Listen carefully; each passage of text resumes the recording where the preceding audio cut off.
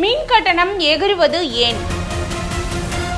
புதிய தாவேகா அரசு அமைஞ்சதும் வீடுகளுக்கு 200 யூனிட் மின்சாரம் இலவசமா வழங்கப்படும் அப்படின்னும் 500 யூனிட்டுக்கு கம்மியா பயன்படுத்துவோருக்கு இந்த சலுகை பொருந்தும் அப்படின்னு அறிவிக்கப்பட்டுச்சு.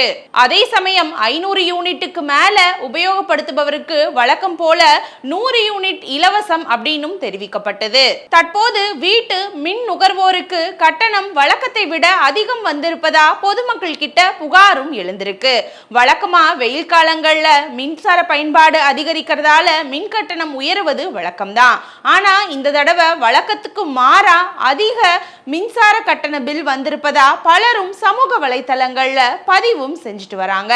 ஆனா மின்வாரியம் தரப்புல அதிகப்படியான மின் பயன்பாடு காரணமாக தான் கட்டணம் அதிகரித்துள்ளதாகவும் குறைவாக பயன்படுத்தியவங்களுக்கு குறைவான கட்டணமே வந்திருப்பதாகவும் விளக்கமும் கொடுக்கப்பட்டிருக்கு.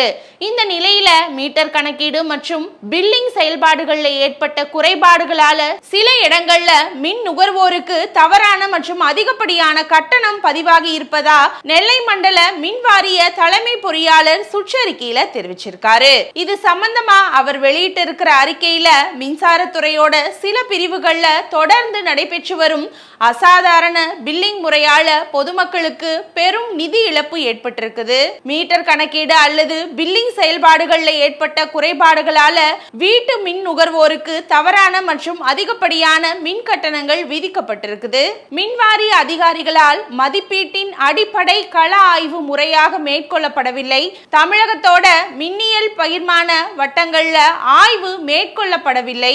மேலும் தலைமை அலுவலகம் தொடர்ந்து வழங்கி இருக்கிற வழிகாட்டுதலின்படியும் சரியான மதிப்பீடு செய்யவும் தவறான பதிவுகளை தவிர்க்கவும் நுகர்வோருக்கு திருப்தியை உறுதி செய்ய வேண்டிய நிலையில இன்னும் பல்வேறு குறைபாடுகள் காணப்படுவது வருத்தத்துக்கு உரியது. மின்வாரிய அதிகாரிகள் தங்களோட கடமைகளை முறையா செய்திருந்தால் இந்த பிரச்சனை ஆரம்ப நிலையிலேயே தவிர்த்திருக்கலாம். அதன்படி ஒவ்வொரு பிரிவிலேயும் திடீர் ஆய்வு மேற்கொள்ள வேண்டும்.